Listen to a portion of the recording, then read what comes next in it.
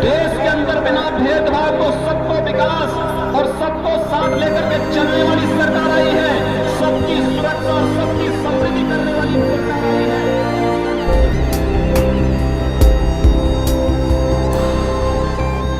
He was the dark horse that surprised everybody. लोक कल्याण के प्रति समर्पित यह सरकार बगैर किसी भेदभाव के समाज के सभी वर्गों के लिए समान रूप से कार्य करेगी। By choosing Yogi Adityanath as the Chief Minister of Uttar Pradesh, what is the message that Prime Minister Modi is sending to the rest of India? For until now, all the Chief Ministers appointed by the Prime Minister have been low-key, non-flamboyant figures who are mainly there to implement the Prime Minister's development agenda. Shri Narendra Modi ji के मार्गदर्शन में उत्तर प्रदेश के अंदर उत्तर प्रदेश की नई सरकार स्थापित करेगी। Will the Yogi be any different? For he certainly is no rubber stamp. And unlike the others, he also has his own legacy to carry as well as that of the Prime Ministers. राज्य सरकार उत्तर प्रदेश को विकास और खुशहाली के रास्ते पर तेजी से आगे बढ़ाने के लिए जो भी प्रभावी कदम उठाने की आवश्यकता पड़ेगी, उसमें कहीं भी कोई कोर कसर नहीं छोड़ेगी। This week in Cover Story, we take a look at the new Chief Minister of Uttar Pradesh and try and see how he fits in with the Modi model of governance.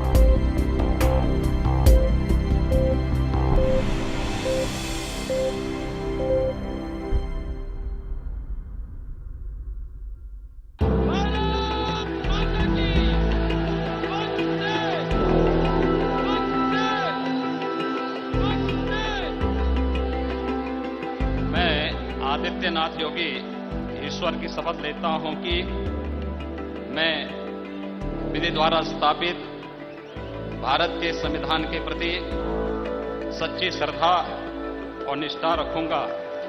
It was a swearing in that made the headlines. With the Prime Minister Amit Shah and the entire BJP top brass in attendance, Adityanath Yogi took his oath of office. Was he a last-minute surprise choice as everyone had been led to believe? Or was his elevation a well-planned strategy? According to sources, three things swung the chair in Yogi's favour. First, his mass popularity on the ground.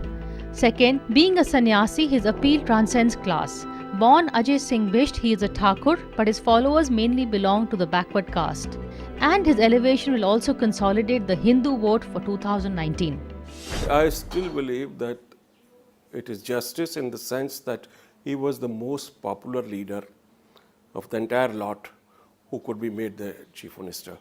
I mean, at one time you thought they'll send Rajnath Singh, or they will have Manoj Sinha. I mean, they would have been good choices. But the fact remains, Yogi led the campaign. After Narendra Modi, anybody who led the campaign, spearheaded the campaign, it was Yogi. And he has been at it for quite some time. And in case you have to count heads, that's the end of the day. What matters in democracy is counting heads. He had probably more MLAs with him than any other contender. That is the only reason which I think must have prevailed. I think he's young, he's dynamic, perceived as dynamic. I don't know if the dynamism is really going to reflect in his governance. And most importantly, every time Amit Shah and Modi to anoint a chief minister, they want to break away from the old order. You know, they don't want more of the same. So I think with Yogi also, it is a signal that the old order does not exist anymore in UP. Old order is symbolized by Kalraj Mishra, Lalji Tandon and even Rajnath Singh. So it's a break from that, and you are going to have a new generation of leaders. Internal surveys also showed that the Yogi's popularity almost equaled that of Rajnath's. So once the Home Minister indicated that he was disinclined to go back to the state, the BJP chief had begun scouting for options. This of course was before the elections in Uttar Pradesh, and Rajnath's refusal was one reason why the BJP went without a CM face, because Rajnath was the tallest leader. Moreover, there is also a view that the BJP was not sure of the unifying effect of Yogi Adityanath's candidature. Skeptics ask whether the BJP would have got the mandate it did if the BJP had gone in for the elections declaring Yogi as its CM face. It was perhaps to mollify such fears that the Yogi's first press conference adopted a reassuring tone. राज्य सरकार उत्तर प्रदेश को विकास और खुशहाली के रास्ते पर तेजी से आगे बढ़ाने के लिए जो भी प्रभावी कदम उठाने की आवश्यकता पड़ेगी, उसमें कहीं भी कोई कौर कसर नहीं छोड़ेगी। His speech on the floor of the Lok Sabha also struck the right chord. He spoke about implementing the Prime Minister's agenda of inclusive development, Sabka Saath, Sabka Vikas. He also spoke about the GDP and not the temple. Uttar Pradesh के अंदर विकास का एक नया ढांचा सबका साथ और सबके विकास की तर्ज पर अपने नेता आदरणीय प्रधानमंत्री श्री नरेंद्र मोदी जी के मार्गदर्शन में उत्तर प्रदेश के अंदर उत्तर प्रदेश की नई सरकार स्थापित करेगी। हम हर जाति, हर वर्ग और उत्तर प्रदेश के प्रत्येक नागरिक के विकास के लिए और उत्तर प्रदेश के प्रत्येक क्षेत्र के विकास के लिए हम लोग संकल्पित होकर के कार्य करेंगे। जो धनराशि अब तक खर्च नहीं हो पाई है, किन कारणों से खर्च नहीं हो पाई है, इन पर हम लोग प्रभावी ढंग से कार्य करने के दृष्टि से आज यहाँ पर उपस्थित हुए हैं। There is no way that I can forget the background. You know, there is no way. Nobody changes their spots overnight. Now that he is in the saddle, he has no choice but to say, repeat all these cliches like "Sabka Saath, Sabka Vikas." But look what he's doing. I mean, you know, whatever he's been doing in the first few days, couple of days or more, is basically he's addressing their constituency, core as well as a larger constituency, shutting down slaughterhouses. Who does it hurt the most? Obviously the Muslims. I mean, whether the slaughterhouses are legal or illegal, I'm not going into that. But the point is that it's mostly Muslims who are in the business, and it's almost as though you want to break their economic spine. And what was also interesting is that Yogi Adityanath displayed a bit of impish humor as he had a dig at both his young rivals, Rahul and Akhilesh, who had played the youth card so aggressively in the UP campaign, portraying themselves as the UP के लड़के against the Modi-Amit Shah duo. लोग मेरी उम्र के बारे में कह सकते हैं, मैं आदरणीय राहुल जी से 1 वर्ष छोटा हूं। खड़के जी, राहुल जी यहां पर सदन में नहीं हैं, मैं उनसे 1 वर्ष छोटा हूं उम्र में, और मुलायम सिंह जी की पार्टी के कोई यहां नहीं है। अखिलेश यादव से 1 वर्ष बड़ा हूं।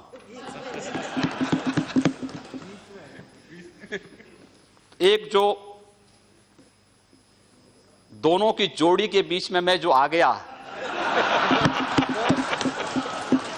मुझे लगता है कि यह आपकी विफलता का एक बड़ा कारण हो सकता है। लेकिन मैं आप सबको आमंत्रित करूंगा, आप सबका प्यार और स्नेह। वो राहुल जी 1 साल उनसे बड़े हैं, अखिलेश जी उनसे 1 साल छोटे हैं, उनके दोनों के बीच में वो है। लेकिन अब आप एक बार आप अधिकार में आए हैं, वहां के चीफ मिनिस्टर बने हैं, आपको बधाई देता हूं।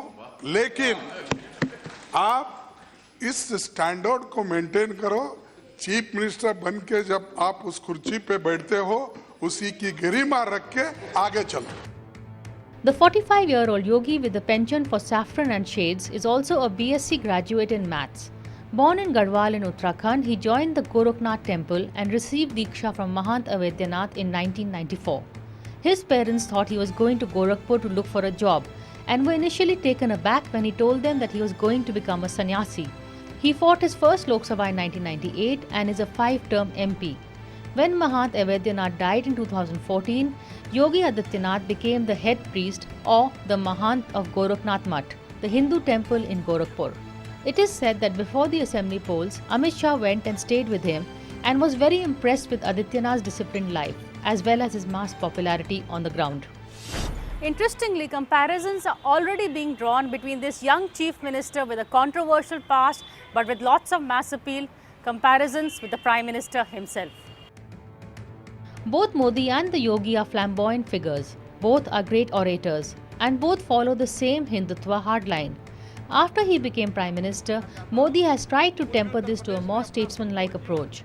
In his initial statements, even the Yogi is trying to steer clear from controversial statements. But will he be able to keep to the middle path? Or will his governance take a sharp turn towards the right? More to the point, is this what the PM wants? Otherwise, why prop up Adityanath's candidature if not to play up to a certain vote bank? But so far the message which he has given out is Yogi Yogi कहना होगा, UP में घर रहना होगा, which I don't believe, and what I think that he'll have to perform, because so far there are several questions whether he'll be, performing like an administrator, or as a head of a state.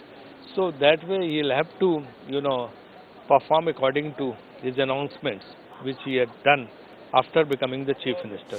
Elections are over. Next election, major election will come 2019. And I do not think that even the hardcore Hindus are swayed only by sheer sloganeering. They will like to see performance on the ground. If the man doesn't deliver, regardless of what slogans he might mouth, regardless of what he might say, it won't sell. Now his challenge already begun. Now he has to shed that persona of hardcore Hindutva and become an administrator. If he doesn't deliver, whatever he might say, he might resort to further extreme sloganeering. I don't think that will make a difference with even the core BJP constituency. So at the end of the day, what is going to matter now is delivery, delivery, delivery. The new CM of Uttar Pradesh has already promised to implement some key promises on the BJP's poll manifesto. These include waiving farmer loans, shutting down illegal slaughterhouses, banning cow slaughter, and setting up an anti-Romeo squad. In fact, during the campaign, Yogi Adityanath had been very vocal about love jihad. अक्सर मुझे पिछली बार Uttar Pradesh high court के एक आदेश पर बड़ी चिंता हुई थी। उत्तर प्रदेश के हाई कोर्ट ने एक आदेश जारी किया था और उसने आदेश में जारी करके उसने कहा था, उत्तर प्रदेश सरकार को निर्देशित किया था, उसने कहा था कि आखिर क्या कारण है कि उत्तर प्रदेश में हिंदू बालिकाएं मुसलमानों के साथ जा रही हैं, इसकी जांच की जाए, इस पर ठोस निर्णय लिया जाए। उत्तर प्रदेश के अंदर कोई सरकार उस प्रकार का निर्णय नहीं ले पाई, लेकिन गोरखपुर से एक मुसलमान ने एक पैरवी कर दी, एक अधिवक्ता था, वह जाके कोर्ट में एक अपील कर दिया। उसने कहा कि उत्तर प्रदेश में और जगह तो हिंदू बालिकाएं जाती होंगी, लेकिन गोरखपुर में मुस्लिम बालिकाएं हिंदुओं के घर में आती हैं। हम लोगों ने इस परंपरा को स्वीकार किया। किसी कालखंड में कोई बना होगा, अगर वह हिंदू बनेगा, हम उसको स्वीकार करेंगे, उसकी शुद्धि करवाएंगे और उसको अपनाएंगे, एक नई जाति का फिर से निर्माण करवा देंगे। कि अगर वह एक हिंदू बालिका को ले जाएंगे तो कम से कम 100 मुस्लिम बालिकाओं को Hindu. Clear law on it. When Mayawati ji was Chief Minister in 2002, she had made a law against cow slaughter, cow smuggling, any sort of trade of the animal as well as the meat for slaughter. So since there is a law in place, it's actually a question of implementation of law. Well, we are sure with a sannyasi, a yogi as the Chief Minister, there will be strict implementation of all laws. But now let's take a look at some of his controversial comments in the past, which have all gone into the making of the myth of this monk, who is now the Chief Minister of India's most populous state.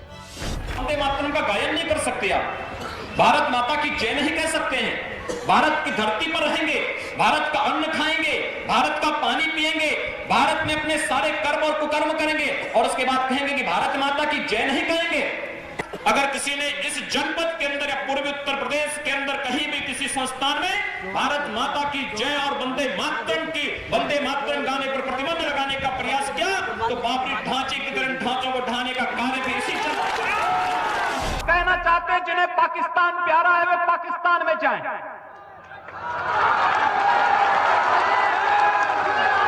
जिन्हें पाकिस्तान अच्छा लगता है वो पाकिस्तान चले जाएं, हम उसको रोकेंगे नहीं, अगर वो चाहेगा तो उसको जाने का किराया भी मुहैया करा देंगे।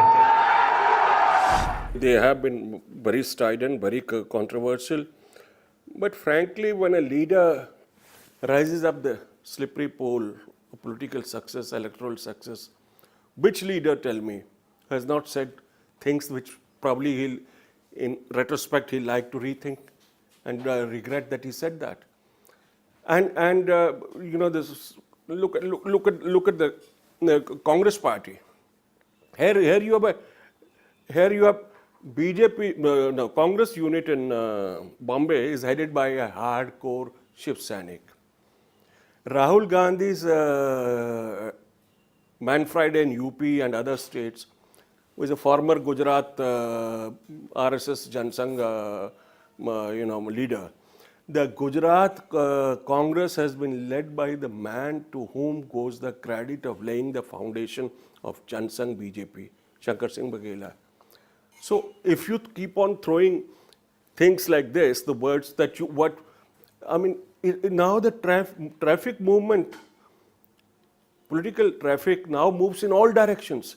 People are with Mayawati today, next day they are stopped in Mulayam's camp. It become irrelevant. Mulayam won't question Mayawati. No, the chaps who come from Mayawati's camp. Oh, you said this thing about me, that I am the biggest thug, I am a gunda, vice versa. So it doesn't matter. Give this, and I honestly say that give the man a chance now. The period, the day he was sworn in, a new Yogi was born. I like to believe this. And I think that let's give him 6 months, see what he does. So far, and even common sense says, you can't ignore 20% of the population and expect that there will be development. You know, when the water comes in the river, you can't say only cows can drink and others can't, other animals can't. Or when you build a road, every community, every sect is free to use that road. You can't say only Muslims will travel on this road or Hindus will travel on this road. That rhetoric is now gone. It will probably be revived at the election time. And election time, everybody says. In fact, I might like to remind you, everybody who's now saying Narendra Modi camped in Varanasi for 3 days. Yes, he did. And he went to various temples there. But what the media has failed to highlight or notice, this is the bias of the media, is so did Rahul Gandhi, the great secularist leader, so did Akhilesh. When they go to temples seeking votes of those who thinking that the devotees will vote for them, then it is all right. Then it's a liberal act. It's a secular act. When Modi goes, oh, he's going to temples. Why not? It should apply uniformly, no? Can Adityanath do a Modi? Can he outgrow his past and deliver the stature, or as Kharge told him, the garima that is needed for his new avatar as Chief Minister of India's largest state? For this is a state that sends Prime Ministers to the centre. Are we seeing the making of another potential Prime Ministerial candidate? Is this the grooming of the next rung of leadership within the BJP? I know there are slogans shouting also, Agla PM, Yogi Yoga, and many things were being said. And that, so let's see how the politics unfold. Because in politics you can't make predictions even for next 6 months. And in any case, Modi is not going anywhere. And it took Modi, like it or not, it took Modi 3 stints as Chief Minister, 3 terms in Gujarat. He sold Gujarat. He was fortunate that Gujarat, as it is, was one of the more economically, socially advanced states. UP is one of the backward states. Yes, if the BJP is so shorn of leaders, 20 years or 15 years from now, Modi is not going for another 10 years at least. And who can predict tomorrow? And there is the long shadow of the Ram temple. The new Chief Minister of Uttar Pradesh has not yet spoken on his favorite topic after taking oath, but there is no denying his commitment to the cause. His supporters firmly believe that with the Mahant in the state and Modi at the centre, a way out will be found. Subramaniam Swamy is proactive, and it helps the BJP to have somebody like Swamy right there in the centre of the whole Ram Janmabhoomi program. But Yogi also, he comes from an order that was committed. His guru Adityanath was president of the Ram Janmabhoomi Nyas and one of the leading lights of the Ram Janmabhoomi agitation. So I do see things moving in that direction, because the BJP would want to fulfill a couple of major promises. I mean, development is one thing, distributing LPG connections or building toilets for women, I mean, those schemes are on. But in order to reaffirm your ideological commitment in crystal clear language, you do need to do something like building the Ram temple. I think there will come a point when both the centre and the UP government will take a decisive step forward to build the temple, though what it will be, it's very hard to say at the moment. There are also those who say that it is because of the Yogi's controversial and polarizing image that he was chosen for the job. Has the Prime Minister, known for his electoral shrewdness, preempted the Modi versus Rest consolidation that could take shape for 2019? For if this is the case, then by promoting the Mahant, Modi has further secured the majority vote for the BJP and also a comeback majority for himself. Well, Yogi is definitely a polarizing figure, as is Modi. I mean, this Hindu consolidation wouldn't have happened in Uttar Pradesh if Modi was not at the center of the campaign. And if there is something that the BJP is very fearful of 2019, it is the possible coming together of the Congress SP and the BSP. I mean, if the SP and the BSP had stuck together since 1993, I bet nobody would have had a chance in Uttar Pradesh, because it's such a formidable combine. So, and I think the apprehension was also expressed at the RSS's Pratinidhi Sabha that just concluded in Coimbatore. Ramlal, the BJP's General Secretary, did say that we have to factor in the possibility, the serious possibility of this Gathbandhan happening in 2019. However, at times, mathematics doesn't work. Although maths is heavily on the side of this prospective Gathbandhan or the speculated Gathbandhan, would it be seen again as a means of consolidating the Muslim vote? And if that message goes across, then there is a chance that the Hindus would again rally around the BJP. Well, we need to take a short break, but after the break, we are going to come back and take a look as to how the new Chief Minister of Uttar Pradesh fits in with the Modi model of governance.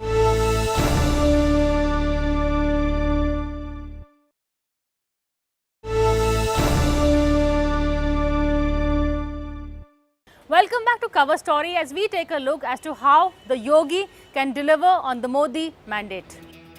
It is also to be noted that the Prime Minister has appointed 2 Deputy Chief Ministers along with the Mahant. Dinesh Sharma, a former Mayor of Lucknow, is known for his administrative prowess and has worked with Amit Shah in Gujarat. The other Deputy CM is Keshav Prasad Maurya, the BJP State President, who had a hold on the organisation. These two are expected to ensure the smooth workings of the state and also to implement the Prime Minister's development agenda. There are those who see them as the 2 watchdogs of the government. But will they be able to control the Yogi? For in terms of mass appeal and MLA support, it is the Mahant and not either of the 2 Deputy CMs who has the upper hand. I think neither of them, neither Maurya nor Dinesh Sharma, has the heft, the political heft to be a watchdog over Yogi. It will be pretty much Yogi's government with very strong backup from the centre. And these 2 would be there as sort of, as just backups. Yogi is going to be the poster boy, the front face of the BJP.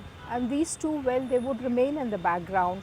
Keshav Maurya is convenient as a representative of the most backward caste.